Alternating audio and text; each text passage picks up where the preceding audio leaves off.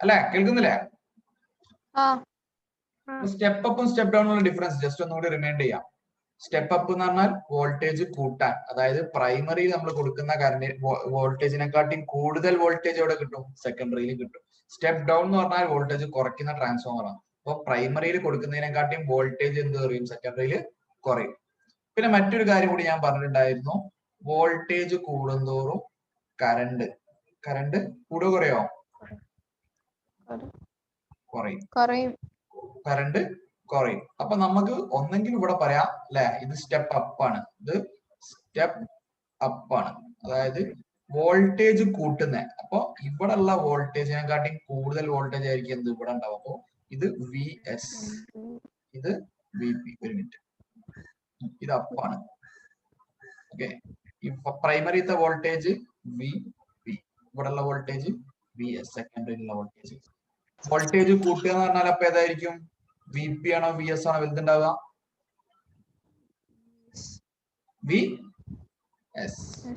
V S ആയിരിക്കും കൂടുതൽ. Current ഇതിന്റെ നേരെ ഓപ്പോസിറ്റ്. കറണ്ട് എങ്ങനെ? അതിന്റെ നേരെ ഓപ്പോസിറ്റ്.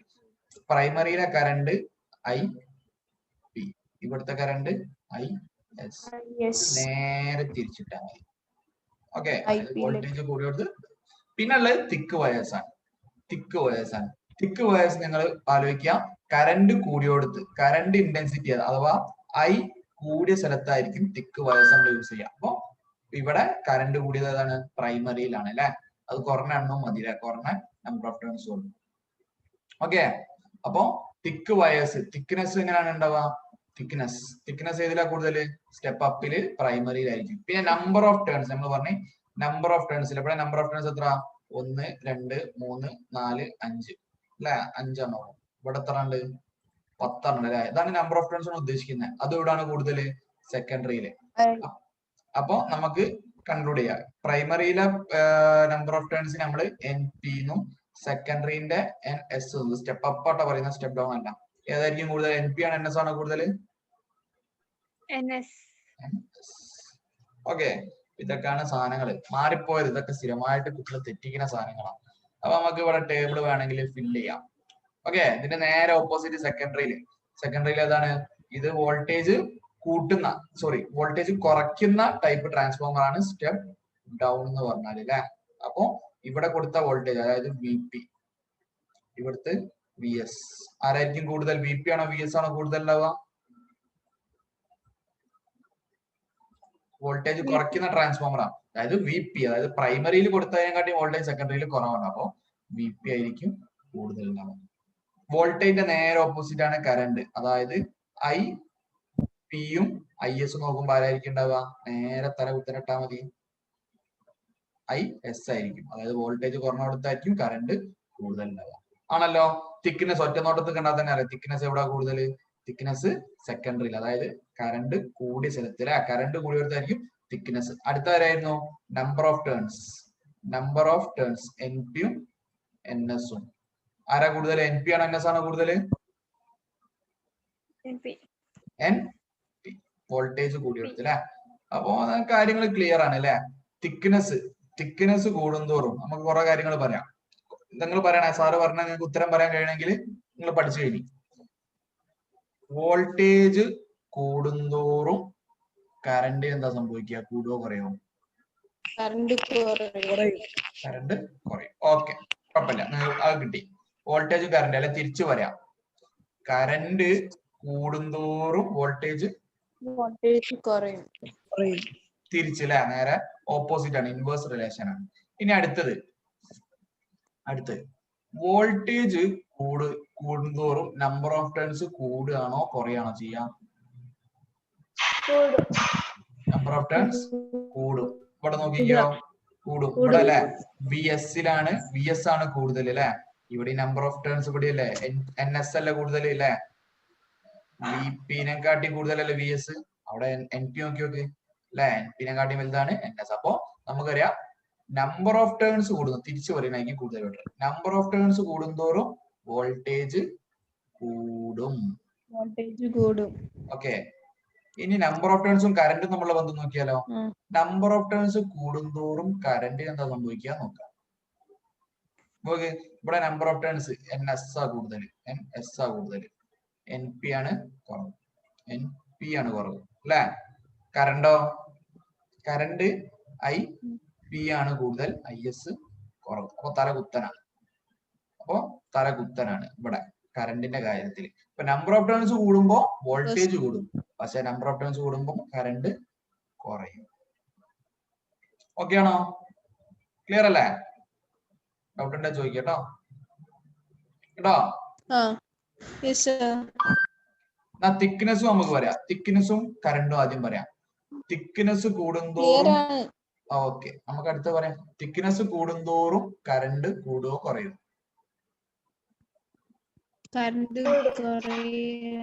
ഹലോ നോക്ക്, ഇവിടുത്തെ കേസ് നോക്ക്. ഇവിടെ തിക്നെസ്, ഇവിടെ കറണ്ട് IP ആണോ IS ആണോ കൂടുതൽ? IP ആണ് കൂടുതൽ അല്ലെ. അപ്പൊ IPന്റെ അവിടെ അല്ലേ തിക്നെസ് കൂടുതൽ. അപ്പൊ തിക്നെസ് കൂടുന്തോറും കറണ്ട് കൂടും. ഓക്കെ. അപ്പൊ തിക്നെസ്സും വോൾട്ടേജും തമ്മിലുള്ള ബന്ധം എന്താ? തിക്നെസ് കൂടുന്തോറും വോൾട്ടേജ്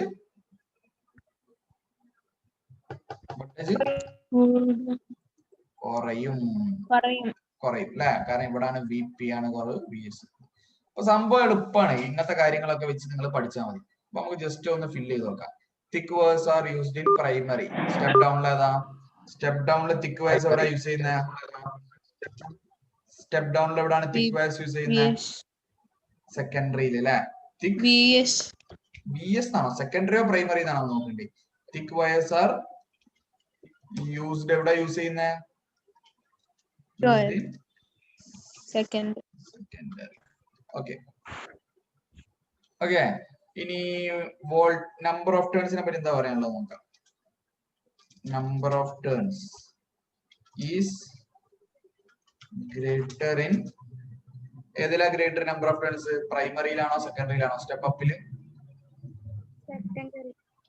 സെക്കൻഡറി. ഓക്കെ. ഇവിടെ തിരിച്ച് number of turns is greater in primary. Okay. ഇനി നമുക്ക് പറയാം വോൾട്ടേജ്, അല്ലെങ്കിൽ വോൾട്ടേജ് പറയാം. വോൾട്ടേജ് ഏതിലാ കൂടുതൽ? VP ആണോ VS ആണോ? VP ആണോ VS ആണോ കൂടുതൽ? VS greater than VP അല്ലേ. ഇവിടെ VP greater than VS. Okay. ഇനി കറണ്ടോ? IP യും IS ഉം. ഇതിൽ ആരാ വലുത്? IP ആണോ IS ആണോ വലുത്? സ്റ്റെപ്പ് അപ്പില് IP ആണ് കൂടുതൽ. IP ഗ്രേറ്റർ ദാൻ ആട്ടോ. ഇനിയിപ്പോ ഞാൻ തിരിച്ചു ഇത് പല രീതിയിലും നിങ്ങൾ എക്സാമിന് ചോദിക്കും. അപ്പൊ നിങ്ങൾ കൺഫ്യൂഷൻ ആവാൻ ചാൻസ് ഉണ്ട്. IP ഇതിൽ ഏതാ വലുത്? IP ആണ് IS ആണോ വലുത്? ഓക്കെ. ഇനി ഒരു കാര്യം കൂടി പറയാം. എന്തായിരുന്നു ഇവിടുത്തെ ഡെഫിനീഷൻ? എന്തായിരുന്നു? വിത്തൗട്ട് ചേഞ്ചിങ് ഇലക്ട്രിക് പവർ, അതായത് without losing electric power. Electric power എന്ത് ചെയ്യുന്നില്ല? ലൂസ് ചെയ്യുന്നില്ല. അതിനർത്ഥം എന്താ? സ്റ്റെപ്പ് അപ്പ് ആയാലും ഡൗൺ ആയാലും പ്രൈമറിത്തെ പവർ, അതായത് പവർ പ്രൈമറിയും പവർ സെക്കൻഡറിയും, അതിലെന്താ മാറ്റം ഉണ്ടോ? ഇല്ല. അത് രണ്ടുപേരും എന്തായിരിക്കും? ഈക്വൽ ആയിരിക്കും. അതായത് പ്രൈമറിയിലുള്ള പവറും സെക്കൻഡറിയിലുള്ള പവറും എന്തായിരിക്കും? ഈക്വൽ ആയിരിക്കും അല്ലെ. അതിനാണ് നമ്മൾ ട്രാൻസ്ഫർ ഉപയോഗിക്കുന്നത്. ഇതിന്റെ കേസിൽ അങ്ങനെ തന്നെയാണ് കേട്ടോ. അപ്പൊ പവറിന്റെ ഏതോ ഒരു കൊല്ലം ചോദിച്ചിട്ടുണ്ട്, പവറിന് എന്താ സംഭവിക്കാന്ന്. പവർ മാറ്റണ്ടല്ലോ, വിത്തൗട്ട് പവർ ലോസ് ആണ് അല്ലെ. അപ്പൊ പ്രൈമറിയിലും സെക്കൻഡറിയിലും പവർ എന്താണ്? ഇലക്ട്രിക് പവർ എന്താണ്? സെയിം ആയിരിക്കും. ഓക്കെ ആണോ? ഇനി ഇവരെ ബന്ധിപ്പിക്കുന്ന രണ്ട് ഇക്വേഷൻസ് ഉണ്ട്. ആ രണ്ട് ഇക്വേഷൻസ് നമുക്ക് പഠിക്കാനുണ്ട്. അതിന്റെ പ്രോബ്ലംസ് എക്സാമിന് സ്ഥിരമായിട്ട് വരും. സംഭവം സിമ്പിൾ ആണ്. ഇതിന്റെ ബാക്കിലെ തിയറിനെ പറ്റി നിങ്ങൾ ബോധർ ചെയ്യണ്ട. നിങ്ങൾ അങ്ങോട്ട് കിടക്കണ്ട. നിങ്ങൾക്ക് വളരെ സിമ്പിൾ ആയിട്ട് രണ്ട് ഇക്വേഷൻസ് പഠിക്കാം. ഓക്കെ. സാറ് സ്ക്രീൻ ഷെയർ ചെയ്യാം. ഒരു മിനിറ്റ്, വേറൊരു വൈറ്റ് ബോർഡ് ഷെയർ ചെയ്യാം. ഓക്കെ, പവർ കാണാനുള്ള ഇക്വേഷൻ ഞാൻ പഠിച്ചിട്ടുണ്ട്. ഇലക്ട്രിക് പവറിന്റെ ഇക്വേഷൻ എന്താ ഓർക്കുന്നുണ്ടോ?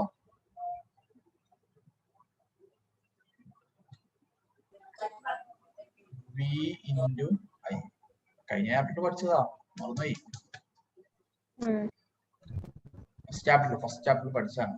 വി ഇൻറ്റു അല്ലെ, പവർ വി ഇൻറ്റു ഐ ആണല്ലോ. അങ്ങനെയാണെങ്കിൽ primary power is equal to എന്തായിരിക്കും?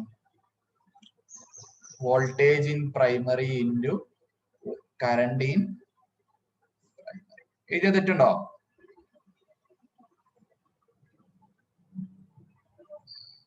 എഴുതിയ മനസ്സിലായിണോ? പ്രൈമറിയിലെ പവർ എങ്ങനെയാ കാണുക? Primary voltage V P into primary current V P into I P. അങ്ങനെയാണ് സെക്കൻഡറിത്തെ കറണ്ട് പവർ എഴുതട്ടെ. എന്താ നിങ്ങളൊന്ന് പറഞ്ഞു നോക്ക്, V S into I S.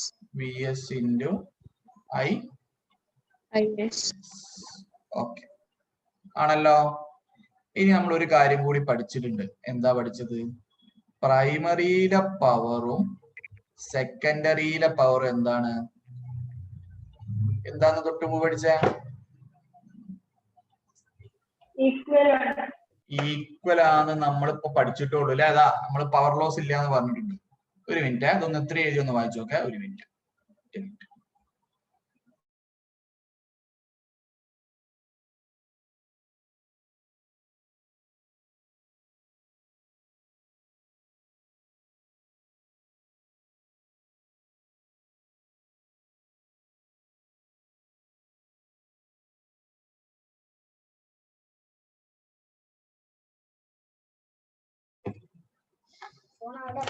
Okay, എഴുതിയിൽ ആർക്കെങ്കിലും എന്തൊക്കെ പ്രശ്നം ഉണ്ടോ? ഇല്ല. ഇക്വേഷൻ 1, ഇക്വേഷൻ 2 ആണല്ലോ. ഇക്വേഷൻ 1, ഇക്വേഷൻ 2 രണ്ടിന്റെ LHS എന്താ? അല്ലെ, പി പി എസ്. അത് രണ്ട് ഈക്വൽ ആണ്. അപ്പൊ നമുക്ക് RHSകൾ ഇക്വേറ്റ് ചെയ്യാലോ. ഇവകളെ ഇക്വേറ്റ് ചെയ്യാലോ. ചെയ്യാം, നമുക്ക് കുഴപ്പമൊന്നുമില്ല അല്ലെ. നമ്മള് സാധാരണ മാത്സ് ചെയ്യുന്ന കാര്യം അല്ലെ. പി പിയും പി എസും ഈക്വൽ ആയി നമ്മൾ LHS RHS നമ്മൾ ഇക്വേറ്റ് ചെയ്യാം. അതായത് V P into I P equal to V S into I S. കിട്ടിയല്ലോ, കിട്ടിയില്ലേ? ഇക്വേഷൻ കിട്ടി. മനസ്സിലായോ? എങ്ങനെ ഇക്വേഷൻ കിട്ടിയോ? മനസ്സിലായില്ലേ? സിമ്പിൾ അല്ലേ? നമ്മൾ പി പിന്റെ സ്ഥലത്ത് ഇതാ, ഈ പി പിന്റെ സ്ഥലത്ത് ആരെ സബ്സ്റ്റിറ്റ്യൂട്ട് ചെയ്ത്? പി പിന്റെ വാല്യൂ ഇതാ, ഇയാളെ സബ്സ്റ്റിറ്റ്യൂട്ട് ചെയ്ത്. പി എസിന്റെ സ്ഥാനത്ത് ആരെ സബ്സ്റ്റിറ്റ്യൂട്ട് ചെയ്ത്? പി എസിന്റെ ഈ വാല്യൂ സബ്സ്റ്റിറ്റ്യൂട്ട് ചെയ്തതാ. കുഴപ്പമില്ലല്ലോ. അപ്പൊ എന്താണ് ഈ പെട്ടിയിലാക്കിയ ഇക്വേഷന്റെ പ്രത്യേകത എന്ന് പറഞ്ഞാൽ, ഇതിൽ 4 ആൾക്കാരുണ്ട് അല്ലെ. എന്താണ് വി പി എന്ന് പറഞ്ഞാൽ ആരാ? വി പി എന്ന് പറഞ്ഞാൽ ആരാ? വി പി എന്ന് പറഞ്ഞാൽ എന്താ? Primary voltage. ഐ പി എന്ന് പറഞ്ഞാൽ ആരാ? Primary current. വി എസ് എന്ന് പറഞ്ഞാൽ സെക്കൻഡറി വോൾട്ടേജ്. ഐ എസ് എന്ന് പറഞ്ഞാൽ സെക്കൻഡറി കറണ്ട് ആണല്ലോ. ഈ 4 പേരില് ഏതെങ്കിലും 3 നമുക്ക് കിട്ടിയാൽ അറിയാത്ത 4ാമത്തെ ആളെ നമുക്ക് എന്ത് ചെയ്യാം? കണ്ടുപിടിക്കാം. അതായത് 3 നമുക്കറിയാം. ഓക്കെ, ഇതിൽ ഏത് 3 നമുക്കറിയാം വിചാരിക്കും, ഏതെങ്കിലും 3. അങ്ങനെയാണെങ്കിൽ അറിയാത്ത 4ാമത്തെ നമുക്ക് എന്ത് ചെയ്യാം? കണ്ടുപിടിക്കാം. എങ്ങനെയെന്ന് ചോദിച്ചാൽ സിമ്പിൾ ആണ്. Simple, very simple. ചെറിയ ഒരു 4ാം ക്ലാസ് മാത്സും 4ാം ക്ലാസ് 5ാം ക്ലാസ് മാത്സും തെറ്റിക്കരുതെന്നോ. Okay, simple calculations. അതായത് എനിക്കിപ്പോ എന്റെ കയ്യിൽ വി പി ഉണ്ട്, വി എസ് ഉണ്ട്, ഐ എസ് ഉണ്ട്. ആരൊക്കെ? V P, V S, I S. ആരല്ലാത്ത?